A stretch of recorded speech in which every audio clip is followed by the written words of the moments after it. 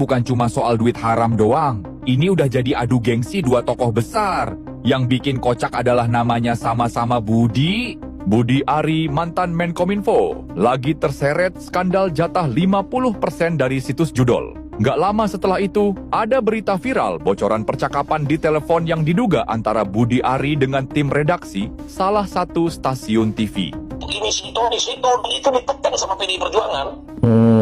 Itu kan kata dia 50%. Masih ditanya balik dong. Budi Gunawan. Oh, Budi Gunawan, BG. Pak Menteri punten nih, kalau Anda menuduh Budi Gunawan tuh apa nggak terlalu riskan tuh? Dengan bukti-bukti ya ada. Nanti aja kalau yang itu, tapi yang pasti itu PDI semua. Betul, dia nyebut langsung nama Budi Gunawan, Menko Polhukam, yang notabene orang dekatnya Megawati dan PDIP. Kenapa dia nuding PDIP dan Budi Gunawan? Karena dulu Budi Ari itu timnya Jokowi pas masih PDIP, relawan Projo.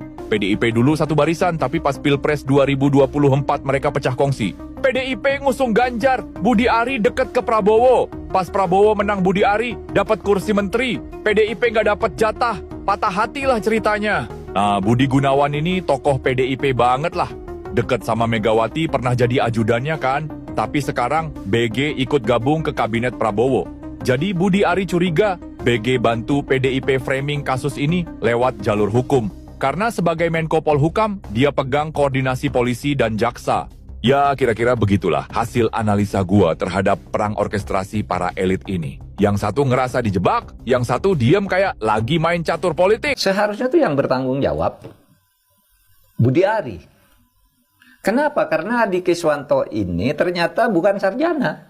Diangkat menjadi pejabat, kata Budi Ari, kenapa Anda mengangkat orang yang bukan sarjana, kemudian menjadi tenaga ahli Anda, gitu.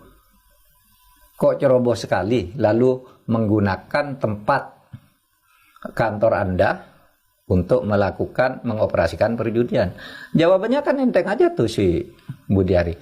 Oh, dia ngaku ahli IT, jadi saya pakai. Masa begitu cara ngangkat pejabat? Kan ada prosedurnya. Dia menteri padahal ya? Padahal dia menteri. Berarti dia harus bertanggung jawab. Dia ngangkat orang yang hanya karena mengaku ditempatkan di sesuatu lalu melakukan kejahatan. Setiadi ini datang ke sana niatannya untuk membangun konsorsium judol ke rumahnya Budi Ari. Nah, ketika itu juga, tapi ini Budi Ari pada akhirnya tidak setuju mungkin karena akhirnya Cen-Cen hilang.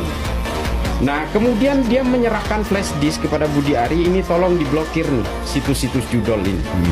Kenapa dia mau blokir kira-kira? Karena dia mau bikin satu. Nah, dia kompetitornya Ya, dia mau untuk bikin, dibunuh. Oke, paham. Pembunuhan inilah yang udah diblokir, terjadi sukses. BA tanya, ini mana Cen-Cen kok nggak ada makasihnya gitu? Karena yang ini udah selesai dihapus. Yes. Yang ini diselamatkan. Yes. Iya. Kecuali kamu di pihak sana. Mau nanya terus, mau ini terus, gitu loh. Gitu. Nggak perlu. Mau sosmed berapa juta pun nggak ada masalah. Saya udah diajarin sama Pak Jokowi. Jaksa mengungkap Budi Ari Setiadi secara aktif meminta 8 juta per situs judol. Bukan dari 1, 2, atau 100 situs. Jumlahnya 3.900 situs. Dan semua dibiarkan aktif selama dia menjabat sebagai Menkominfo. Tarifnya jelas, 8 juta per situs per bulan. Totalnya kurang lebih 31 miliar dan separuhnya langsung dialirkan ke Budi Ari. Uang haram, hasil merusak rakyat. Judol menghancurkan keluarga, menghisap habis gaji buruh, membuat anak muda bangkrut, dan ada pejabat yang malah ikut makan dari situ. Bayangkan, menteri yang seharusnya memblokir justru jadi penjaga. Kominfo dijadikan tameng, lalu dipakai untuk melindungi bisnis kotor. Negara dibajak dari dalam. Rakyat dibiarkan kecanduan dan hancur, selama aliran duit tetap lancar ke atas. Yang duduk di kursi empuk, ikut pesta dari penderitaan bawah. Ini bukan sekadar skandal, ini pengkhianatan terhadap negara.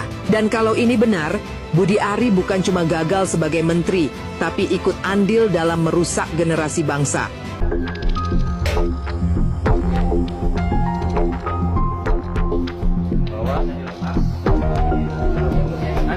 Bawahnya, bawahnya.